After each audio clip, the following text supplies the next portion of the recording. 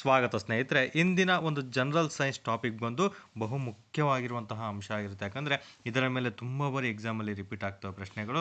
ಒಂದು ಸಾಧನಗಳು ಮತ್ತು ಅವುಗಳು ಕಾರ್ಯನಿರ್ವಹಿಸುವಂತಹ ತತ್ವಗಳು. ಅಂದರೆ ನಮಗೆ ಫಾರ್ ಎಕ್ಸಾಂಪಲ್ ನಮ್ಮ ಒಂದು ಪ್ರಕೃತಿಯಲ್ಲಿ ನಾವು ನೋಡುವಂತಹ ಸಾಧನಗಳು, ಫಾರ್ ಎಕ್ಸಾಂಪಲ್ ಈ ವಿಮಾನ ಇತ್ತೀಚೆಗೆ ಸುದ್ದಿಯಲ್ಲಿದೆ. ಓಕೆ, ಯಾಕಂದರೆ ಏರ್ ಬ್ಲಾಸ್ಟ್ ಎಲ್ಲ ಆಗಿದೆಯಲ್ಲ, ಹಾಗಾಗಿ ಸುದ್ದಿಯಲ್ಲಿರೋದ್ರಿಂದ ಆ ವಿಮಾನ ಯಾವ ತತ್ವದ ಆಧಾರದ ಮೇಲೆ ವರ್ಕ್ ಆಗುತ್ತೆ ಅಂತ ಪ್ರಶ್ನೆ ಕೇಳ್ತಾನೆ. ಯಾಕಂದರೆ ಬರ್ನೌಲಿಯ ತತ್ವ, ಈ ಬರ್ನೌಲಿಯ ತತ್ವ ಅನ್ನೋದು ನಮಗೆ ಫಿಸಿಕ್ಸ್ ಅಂತ ಬಂದಾಗ ಅಲ್ಲಿ ಕಂಪ್ಲೀಟ್ ಮಾಹಿತಿನ ತಿಳಿಸ್ಕೊಡ್ತೀನಿ, ಅದೇನು ನಿಮಗೆ ಎಕ್ಸ್ಪ್ಲೈನ್ ಮಾಡುತ್ತೆ ಬರ್ನೌಲಿ ತತ್ವ ಅಂತ. ಅದೇ ರೀತಿ ವಿಮಾನ ಯಾವ ತತ್ವದ ಮೇಲೆ ಕಾರ್ಯನಿರ್ವಹಿಸುತ್ತದೆ ಅಂತ ಪ್ರಶ್ನೆ ಕೇಳ್ತಾನೆ.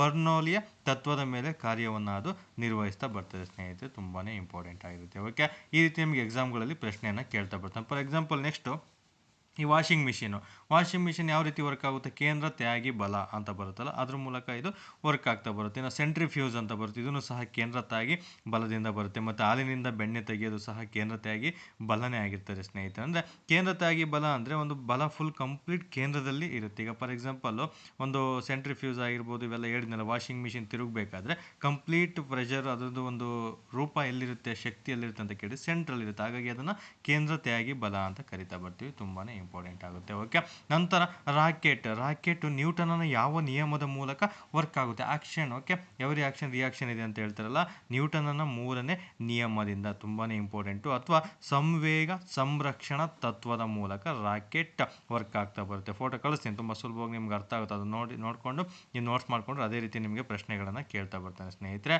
ಡೈನಮೋ ಅಂತ ಬರುತ್ತೆ, ಇದು ವಿದ್ಯುತ್ ಕಾಂತೀಯ ಪ್ರೇರಣೆಯ ತತ್ವದ ಮೇಲೆ ವರ್ಕ್ ಆಗ್ತಾ ಬರುತ್ತೆ. ಇನ್ನು ಡೈನಮೋವನ್ನು ಕಂಡುಹಿಡಿದವನು ಯಾರು ಅಂತ ನೆನ್ನೆ ಕ್ಲಾಸಲ್ಲಿ ಹೇಳಿದ್ದೆ. ಈ ಸಂದರ್ಭದಲ್ಲಿ ನೀವು ಅದನ್ನು ನೆನಪು ಮಾಡ್ಕೋಬೇಕಾಗುತ್ತೆ. ನಂತರ ಬರೋದು ನಮಗೆ ವಿದ್ಯುತ್ ಪರಿವರ್ತಕ ಅಂತ ಬರುತ್ತೆ. Okay, transmitter. ಓಕೆ, ವಿದ್ಯುತ್ ಟ್ರಾನ್ಸ್ಮಿಟರ್ ಅಂತ ಏನು ಬರುತ್ತೆ, ಇದು ಪರಸ್ಪರ ಪ್ರೇರಣೆಯ ಮೂಲಕ ವರ್ಕ್ ಆಗ್ತಾ ಬರುತ್ತೆ. ನಂತರ ಏರ್ ಕಂಡೀಷನರ್ ಎಲ್ಲ ಯೂಸ್ ಮಾಡ್ತೀವಲ್ಲ, ಈ ಏರ್ ಕಂಡೀಷನರ್ ನಮಗೆ ಕೂಲಿಂಗ್ ಎಫೆಕ್ಟ್ ಎಂಬ ತತ್ವದ ಮೂಲಕ ವರ್ಕ್ ಆಗ್ತಾ ಬರ್ತದೆ ಸ್ನೇಹಿತರೆ. ನಂತರ ತುಂಬಾ ಇಂಪಾರ್ಟೆಂಟು ವಿದ್ಯುತ್ ಬಲ್ಪಿನ ತಂತಿ. ಇದು ತುಂಬಾ ಇಂಪಾರ್ಟೆಂಟು, ಇದು ತುಂಬ ಬಾರಿ ರಿಪೀಟ್ ಆಗಿದೆ. ವಿದ್ಯುತ್ ಬಲ್ಪಿನ ತಂತಿಯ ಒಂದು ತತ್ವ ಏನು ಅಂತ ಕೇಳಿದರೆ ಅಧಿಕ ಕರಗುವ ಬಿಂದು ಮತ್ತು ಕಡಿಮೆ ರೋಧವನ್ನು ಹೊಂದಿರುವಂಥ ತತ್ವ ಆಗಿರುತ್ತೆ. ಓಕೆ, ವಿದ್ಯುತ್ ಬಲ್ಬ್ ಏನನ್ನು ಒಳಗೊಂಡಿದೆ ಅಂತ ಪ್ರಶ್ನೆ ಕೇಳ್ತಾನೆ. ಅಧಿಕ ಕರಗುವ ಬಿಂದು ಮತ್ತು ಕಡಿಮೆ ರೋಧ. ಓಕೆ, ಕರಗುವ ಬಿಂದು ಅಂದರೆ ಇಂಗ್ಲೀಷಲ್ಲಿ ಮೆಲ್ಟಿಂಗ್ ಪಾಯಿಂಟ್ ಅಂತ ನಾವು ಕರಿತಾ ಬರ್ತೀವಿ. ರೋಧ ಅಂದರೆ ರೆಸಿಸ್ಟೆನ್ಸ್ ಅಂತ ಕರಿತಾ ಬರ್ತೀವಿ, ನೆನ್ಪಿಟ್ಕೋಬೇಕಾಗುತ್ತೆ.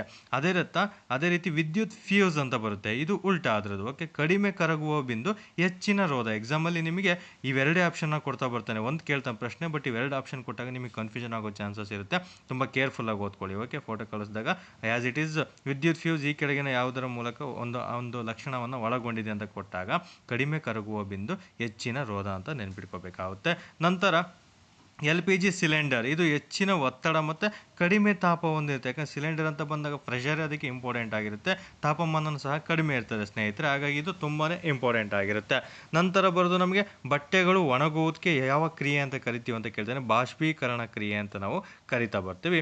ಇನ್ನು ನಮಗೆ ರಕ್ತದಲ್ಲಿ ಬರುವಂತಹ ವಿಷ ಮತ್ತು ಡ್ರಗ್ಸ್ಗಳನ್ನು ಬೇರ್ಪಡಿಸಲು ಕ್ರೊಮ್ಯಾಟೋಗ್ರಫಿ ಎಂಬ ತತ್ವವನ್ನು ಯೂಸ್ ಮಾಡ್ತಾ ಬರ್ತಾರೆ. ನಂತರ ಪೆಟ್ರೋಲಿಯಂ ಶುದ್ಧೀಕರಣದಲ್ಲಿ ಅಂದರೆ ಅಂಶಿಕ ಅಸವನ ಕ್ರಿಯೆ ಅಂತ ಕರಿತೀವಲ್ಲ, ಪೆಟ್ರೋಲಿಯಂ ಶುದ್ಧೀಕರಣದಲ್ಲಿ ಬೇರೆ ಬೇರೆ ಕುದಿಯುವ ಬಿಂದನ್ನು ಒಳಗೊಂಡಿರುತ್ತೆ. ನಂತರ ಲೇಸರ್ ಆಗಿರ್ಬೋದು ಮತ್ತು ರೇಡಾರ್ ಗನ್, ತುಂಬ ಬಾರಿ ರಿಪೀಟ್ ಆಗಿರುವಂಥ ಪ್ರಶ್ನೆ, ರೇಡಾರ್ ಗನ್ ಯಾವ ತತ್ವದ ಮೂಲಕ ವರ್ಕ್ ಆಗುತ್ತೆ ಅಂತ. ಡಾಪ್ಲರ್ ಪರಿಣಾಮ, ತುಂಬಾ ಇಂಪಾರ್ಟೆಂಟು. ಡಾಪ್ಲರ್ ಪರಿಣಾಮ ಶಬ್ದಕ್ಕೆ ಸಂಬಂಧಪಟ್ಟಿದ್ದು, ಇದು ಸಹ ಇಂಪಾರ್ಟೆಂಟ್ ಆಗಿರುತ್ತೆ. ರೇಡಾರ್ ಅಂತ ಬಂದಾಗ ನೋಡಿ ಡಾ ಅಂತ ಇದೆ, ಡಾಪ್ಲರ್ ಅಂತ ನೆನ್ಪಿಟ್ಕೋಬೇಕು, ಕನ್ಫ್ಯೂಷನ್ ಆಗಲ್ಲ ಎಕ್ಸಾಮಲ್ಲಿ.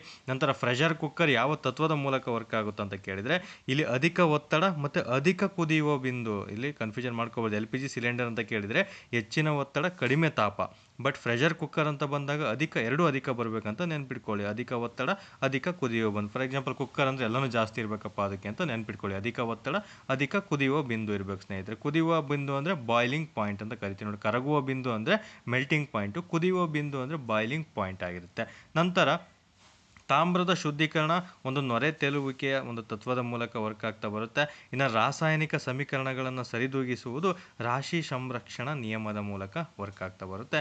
ನಂತರ ಪ್ರೇರಣಾ ಸುರುಳಿ ಅನ್ನೋದು ವಿದ್ಯುತ್ ಕಾಂತೀಯ ಪ್ರೇರಣೆಯ ಮೂಲಕ ವರ್ಕ್ ಆಗ್ತಾ ಬರುತ್ತೆ ಸ್ನೇಹಿತರೆ. ಇವೆಲ್ಲನೂ ಸಹ ಟೋಟಲು 19 ಹೇಳಿದ್ದೀನಿ. 19ರಲ್ಲಿ ನಿಮಗೆ ತುಂಬ ಬಾರಿ ರಿಪೀಟ್ ಆಗಿರೋದು ಡೈನಾಮೋ, ರಾಕೆಟು, ವಿಮಾನ ಮತ್ತು ವಾಷಿಂಗ್ ಮಿಷಿನು, ಸೆಂಟ್ರಿಫ್ಯೂಸ್, ನಂತರ ವಿದ್ಯುತ್ ಬಲ್ಬ್ ಮತ್ತು ವಿದ್ಯುತ್ ಫ್ಯೂಸ್, ನಂತರ ಬಟ್ಟೆಗಳು ಒಣಗುವುದಾಗಿರ್ಬೋದು, ರೇಡಾರ್ ಗನ್ ಆಗಿರ್ಬೋದು. ಮತ್ತು ಪ್ರೆಷರ್ ಕುಕ್ಕರು ಇವೆಲ್ಲನೂ ಸಹ ರಿಪೀಟ್ ಆಗಿದೆ. ಇನ್ನು ಮಿಕ್ಕಿದ್ದು ಯಾವುದು ಎಕ್ಸಾಮಲ್ಲಿ ಕೇಳಿಲ್ಲ, ಬಟ್ ಆದಷ್ಟು ಓದ್ಕೊಂಡಿರಿ.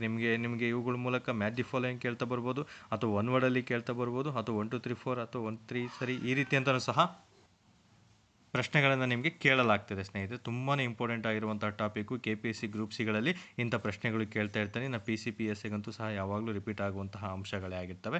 ಇಷ್ಟು ಸಹ ಇವತ್ತಿನ ಜನರಲ್ ಸೈನ್ಸ್ ಟಾಪಿಕ್ ಆಗಿರುತ್ತೆ ಸ್ನೇಹಿತರೆ. ಎಲ್ರಿಗೂ ಸಹ ಚೆನ್ನಾಗಿ ಓದ್ಕೊಳ್ಳಿ, ಚೆನ್ನಾಗಿ ಓದ್ಕೊಳ್ತಾ ಇದ್ದೀರಿ ಅಂತ ಭಾವಿಸಿದ್ದೀನಿ. ತುಂಬ ಕಾನ್ಫಿಡೆಂಟಿಂದ ಪ್ರತಿ ದಿನವೂ ಒಂದು ಎನರ್ಜೆಟಿಕ್ಕಿಂದ ನೀವು ಸ್ಟಾರ್ಟಿಂಗು ನನ್ನ ಒಂದು ಟೈಮ್ ಟೇಬಲ್ಗೆ ಟೈಮ್ ಕೊಟ್ಟು ನಿಮಗೆ ಎಕ್ಸ್ಟ್ರಾ ಏನಾದರೂ ಟೈಮ್ ಉಳಿತಂದರೆ ಅದು ನಿಮ್ಗೆ ಯಾವ ಸಬ್ಜೆಕ್ಟ್ ಕಷ್ಟ ಇದೆ ಅದನ್ನು ಓದ್ಕೊಳ್ತಾ ಹೋಗಿ, ಅಥವಾ ನೀವು ಮೊನ್ನೆ ಎಲ್ಲ ಓದಿರೋ ಹಳೆ ಟೈಮ್ ಟೇಬಲ್ಗಳನ್ನ ಮತ್ತೆ ರಿವಿಷನ್ ಮಾಡ್ಕೊಳ್ತಾ ಬನ್ನಿ. ಅವಾಗ ಟೆಸ್ಟಲ್ಲಿ ನಿಮಗೆ ಒಳ್ಳೆ ಸ್ಕೋರ್ ಆಗ್ತಾ ಬರುತ್ತೆ. ಓಕೆ, ಯಾರು ಭಯ ಪಡ್ಕೊಳ್ಳೋ ಅವಶ್ಯಕತೆ ಇಲ್ಲ.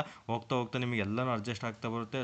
ಟೆಸ್ಟಲ್ಲೂ ಸಹ ಒಳ್ಳೆ ಸ್ಕೋರ್ ಮಾಡ್ತಾ ಬನ್ನಿ ಪ್ರತಿದಿನ ಟೆಸ್ಟಲ್ಲಿ. ಮತ್ತು 100 ಮಾರ್ಕ್ಸ್ ಟೆಸ್ಟಲ್ಲೂ ಸಹ ಯಾವ ರೀತಿ ಅಟೆಂಡ್ ಮಾಡಬೇಕಂತ ನಿಮಗೆ ತಿಳಿಸ್ಕೊಡ್ತಾ ಬರ್ತೀನಿ.